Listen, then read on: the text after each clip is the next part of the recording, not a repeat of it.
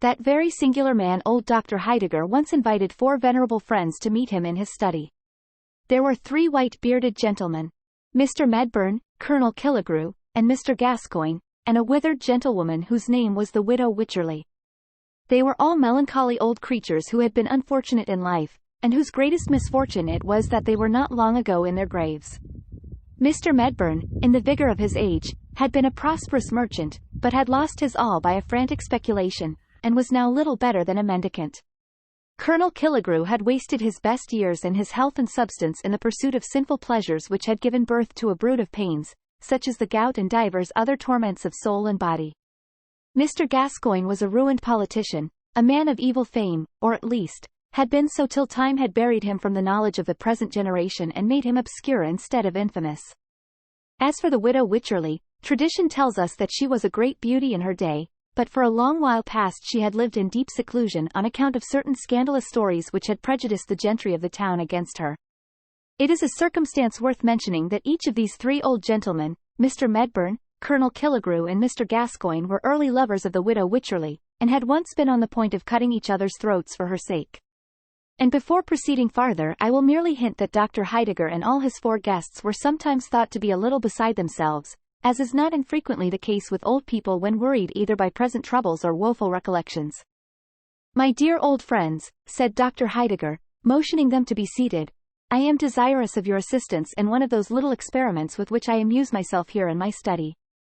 If all stories were true, Dr. Heidegger's study must have been a very curious place. It was a dim, old-fashioned chamber festooned with cobwebs and besprinkled with antique dust. Around the walls stood several oaken bookcases, the lower shelves of which were filled with rows of gigantic folios and black-letter quartos, and the upper with little parchment-covered duodecimos. Over the central bookcase was a bronze bust of Hippocrates, with which, according to some authorities, Dr. Heidegger was accustomed to hold consultations in all difficult cases of his practice.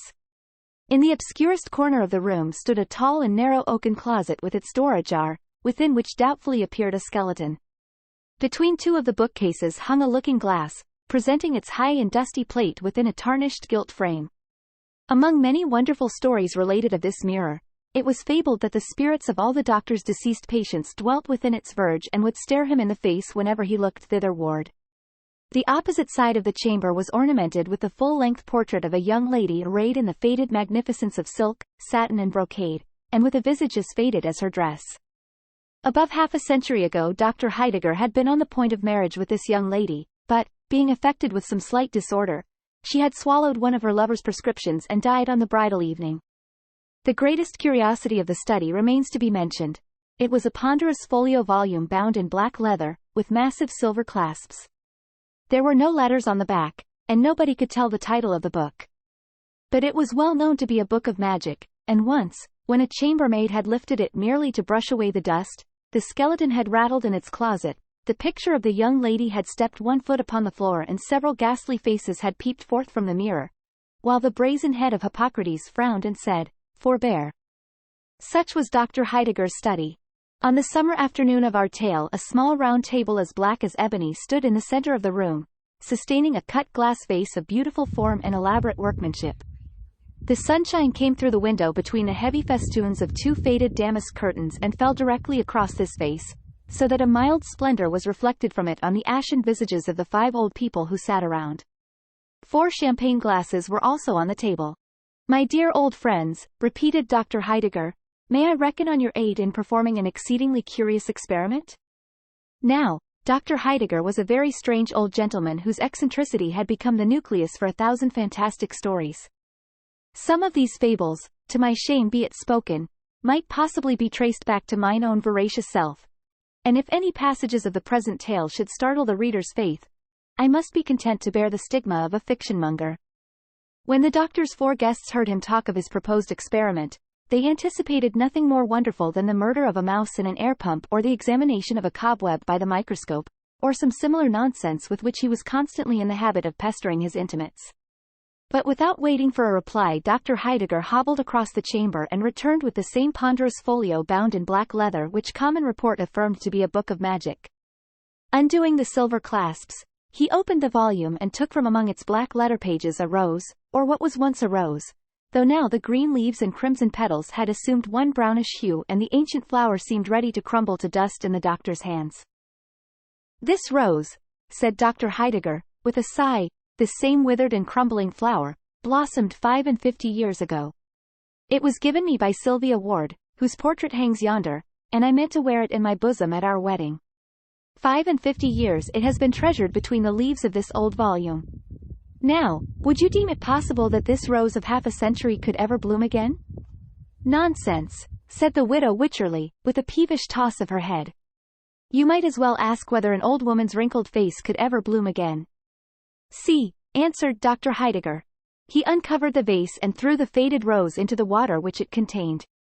At first it lay lightly on the surface of the fluid, appearing to imbibe none of its moisture.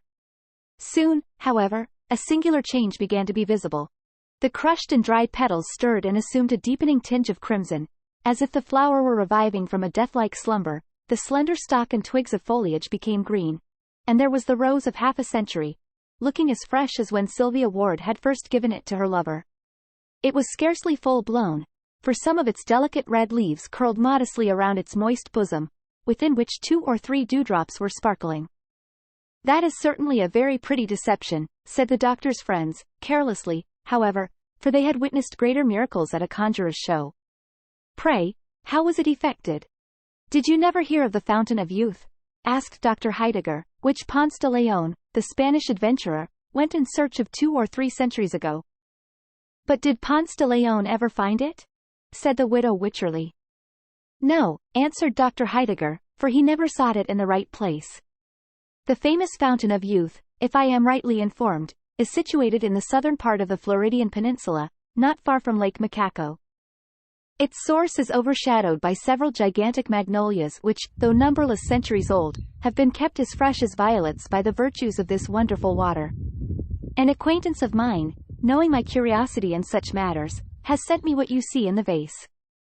"Ahem," said Colonel Killigrew, who believed not a word of the doctor's story. "And what may be the effect of this fluid on the human frame?" "You shall judge for yourself, my dear Colonel," replied Dr. Heidegger. "And all of you, my respected friends, are welcome to so much of this admirable fluid as may restore to you the bloom of youth.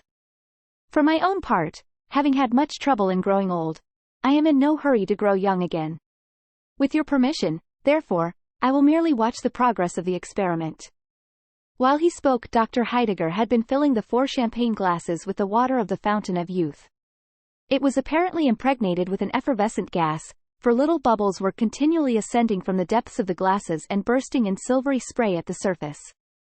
As the liquor diffused a pleasant perfume, the old people doubted not that it possessed cordial and comfortable properties, and, though utter skeptics as to its rejuvenescent power, they were inclined to swallow it at once. But Dr. Heidegger besought them to stay a moment. "Before you drink, my respectable old friends," said he, "it would be well that, with the experience of a lifetime to direct you, you should draw up a few general rules for your guidance in passing a second time through the perils of youth. Think what a sin and shame it would be if, with your peculiar advantages, you should not become patterns of virtue and wisdom to all the young people of the age." The doctor's 4 venerable friends made him no answer except by a feeble and tremulous laugh, so very ridiculous was the idea that, knowing how closely repentance treads behind the steps of error, they should ever go astray again. "Drink, then," said the doctor, bowing. "I rejoice that I have so well selected the subjects of my experiment." With palsied hands they raised the glasses to their lips. The liquor, if it really possessed such virtues as Dr. Heidegger imputed to it, could not have been bestowed on 4 human beings who needed it more woefully. They looked as if they had never known what youth or pleasure was, but had been the offspring of nature's dotage, and always the grey, decrepit, sapless, miserable creatures who now sat stooping round the doctor's table without life enough in their souls or bodies to be animated even by the prospect of growing young again. They drank off the water and replaced their glasses on the table. Assuredly, there was an almost immediate improvement in the aspect of the party, not unlike what might have been produced by a glass of generous wine, together with a sudden glow of cheerful sunshine, brightening over all their visages at once. There was a healthful suffusion on their cheeks instead of the ashen hue that had made them look so corpse-like. They gazed at one another, and fancied that some magic power had really begun to smooth away the deep and sad inscriptions which Father Time had been so long engraving on their brows. The widow Wycherley adjusted her cap, for she felt almost like a woman again. "Give us more of this wondrous water," cried they, eagerly. "We are younger, but we are still too old. Quick! Give us more." "Patience, patience," quoth Dr. Heidegger, who sat, watching the experiment with philosophic coolness. "You have been a long time growing old. Surely you might be content to grow young in half an hour.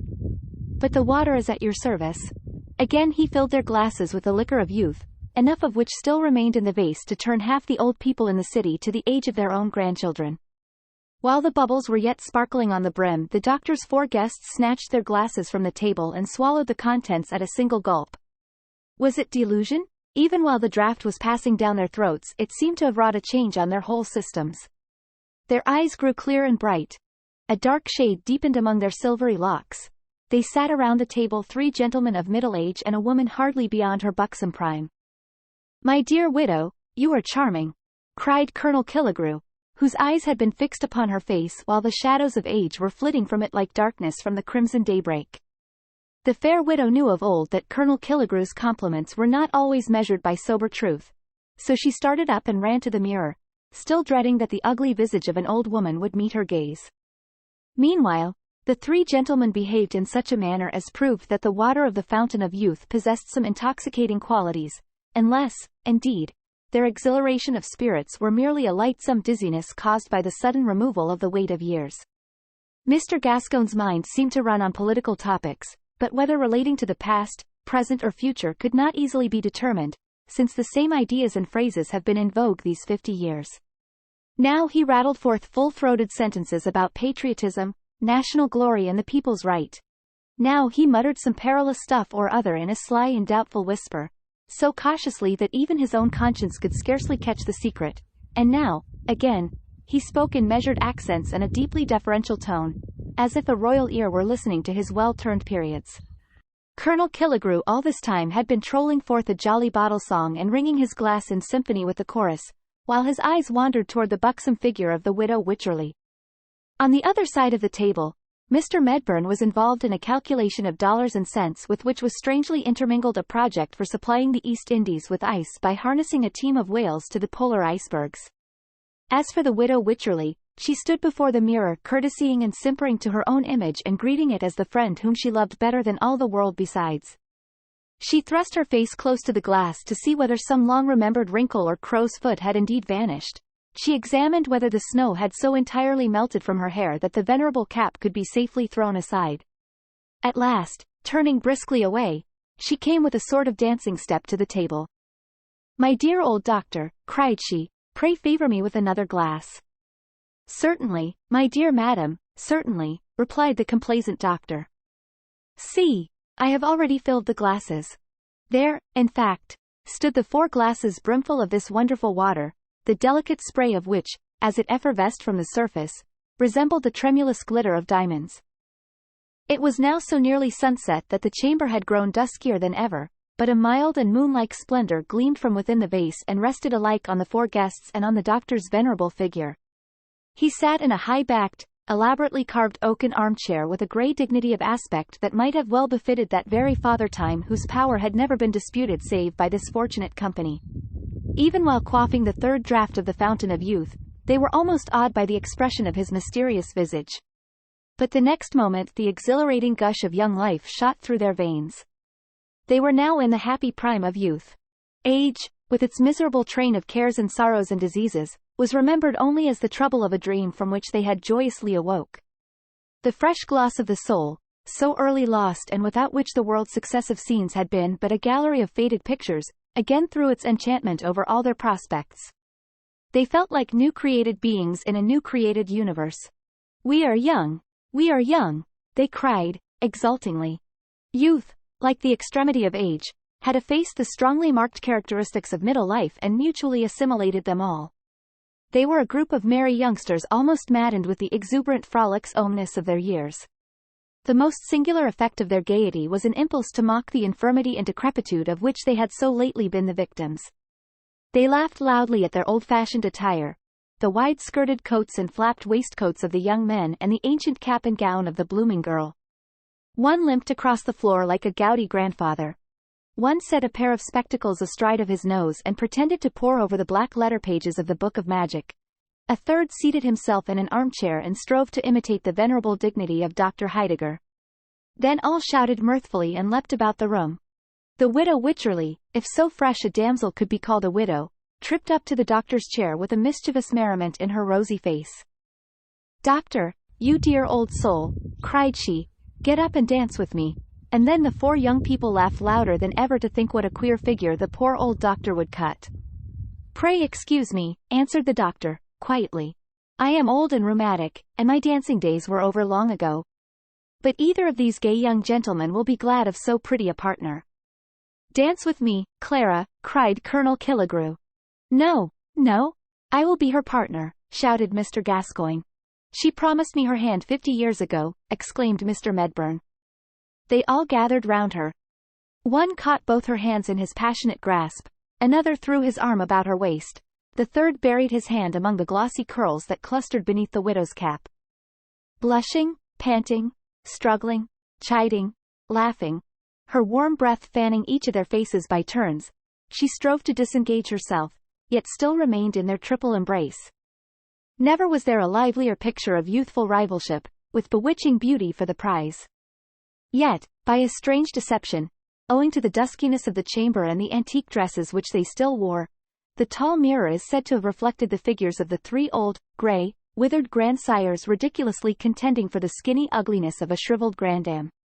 But they were young, their burning passions proved them so.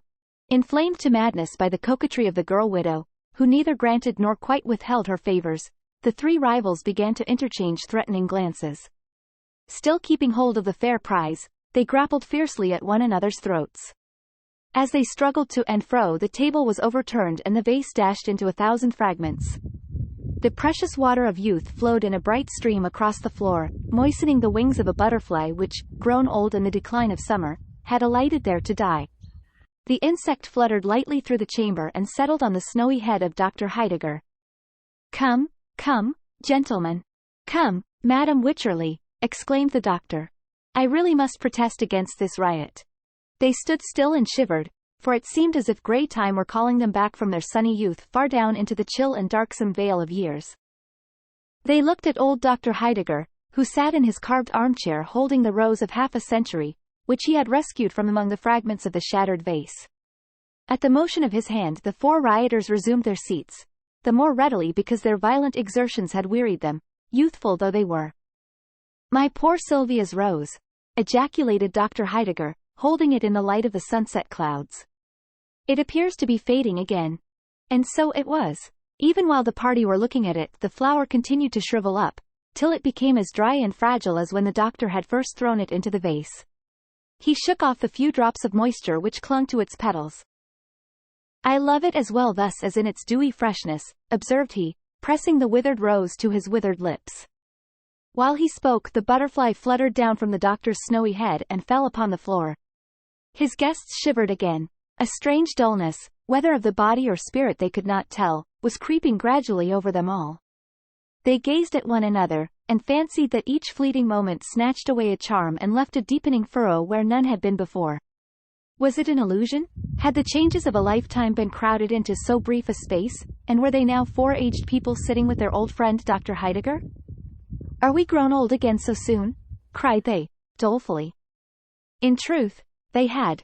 The water of youth possessed merely a virtue more transient than that of wine. The delirium which it created had effervesced away. Yes, they were old again. With a shuddering impulse that showed her a woman still, the widow clasped her skinny hands before her face and wished that the coffin lid were over it, since it could be no longer beautiful. "Yes, friends, ye are old again," said Dr. Heidegger, and, lo! the water of youth is all lavished on the ground. Well, I bemoan it not. For if the fountain gushed at my very doorstep, I would not stoop to bathe my lips in it, no, though its delirium were for years instead of moments. Such is the lesson ye have taught me. But the doctor's four friends had taught no such lesson to themselves. They resolved forthwith to make a pilgrimage to Florida and quaff at morning, noon and night